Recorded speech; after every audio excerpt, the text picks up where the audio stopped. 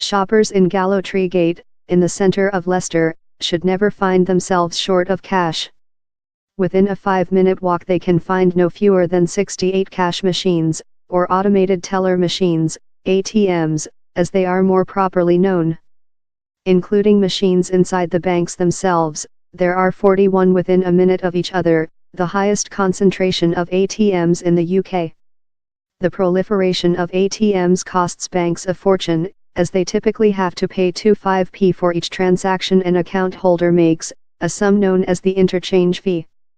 But more than that, the issue of ATMs has become the subject of a furious dispute, with allegations of profiteering, deception, and even delusion. The industry is accusing Link, which manages the ATM network, of trying to close down tens of thousands of machines. Link says it is merely trying to preserve ATMs in remote areas, while removing unnecessary machines in places such as Leicester. As shown in the chart above, the number of free-to-use ATMs in the UK has grown rapidly over the past decade, to 55,000. Running the machines has proved highly attractive to independent operators, who run as many ATMs as the banks. Cardtronics, a US firm, made pre-tax profits of £46 million in the UK last year, while Note Machine made £. When I look at the country, what I see is a very rapid increase in city centre ATM numbers, which is not doing anybody any good, except possibly making money for ATM operators, said John Howells, the chief executive of Link. Shoppers in Leicester seem to agree. There's probably not the need for as many as there are now, so to reduce them down, that probably wouldn't be a bad thing, said Paula Derbyshire. We don't need them all. Independent operators, and banks other than your own, receive 25p from your bank each time you withdraw cash. Link believes it can reduce the incentive to put ATMs in city centres, by gradually cutting that fee, over a 5-year period, to 20p. But that idea has been met by a stream of vocal objections from the operators themselves.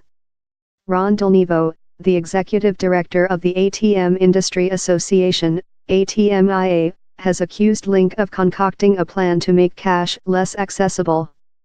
"We're going to grumble, we're going to shout, we're going to scream, and we're going to blow their ivory towers down," he told the Newsbay. "While I've still got breath, this will not happen. To locate your nearest cash machine, click here." ATMIA estimates that tens of thousands of ATMs could be removed, including the loss of machines in bank branches which are due to close. However, Link says the total number of free-to-use ATMs will only fall by 5% over the next 2 years, as a result of lower interchange fees. That implies some 2,750 fewer machines. Earlier this week one of the operators, Cardtronics, said it was already planning to close some of its ATMs, as a direct result of plans to reduce the interchange fee. However, it would not confirm whether most of the threatened machines were in pubs and clubs, where lower usage reduces profit margins. If Link goes ahead with its proposal, Cardtronics said the free-to-use ATM model in the UK would become unsustainable, while there would be large ATM deserts around the UK, mostly in the already underserved rural communities and small towns and villages.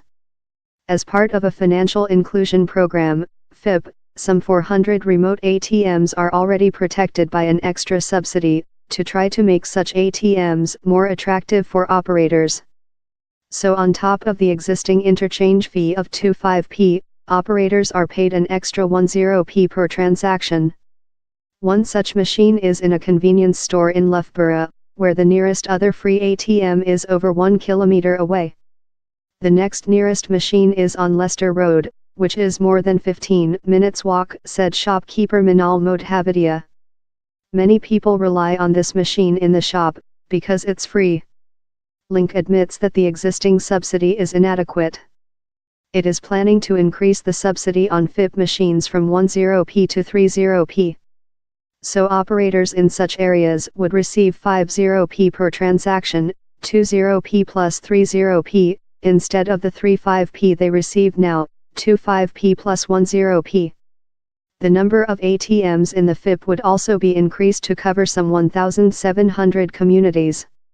In addition, Link also announced this week that any free-to-use ATM that is more than 1 kilometer from the next nearest one will continue to receive the full 25p interchange fee. These may be significant concessions, but operators are still not happy. A spokesperson for Cardtronics called the idea a notional drop in the ocean, which wouldn't make any difference. The company accused Link of delusion. ATMIA called the move a knee-jerk U-turn, which would still leave the vast majority of UK ATMs uneconomic. It called for an investigation by the payments system regulator. In turn, Link has accused the operators of defending their own interests, rather than the public's. I do believe a lot of what has been put in the press by a small number of large operators is more about positioning, and protecting, their commercial position, than the need to close machines, said John Howells. And he remains adamant that the forthcoming proposals, which will take effect in April, will benefit those who do not live in city centers where there is a plethora of ATMs. What I want to make sure is that every town, every village, every city, every high street, they've all got one very effective functioning ATM, which is free, he said. Even if we have to have a painful debate, it's a debate that has to be had, because access to cash is too important to lose.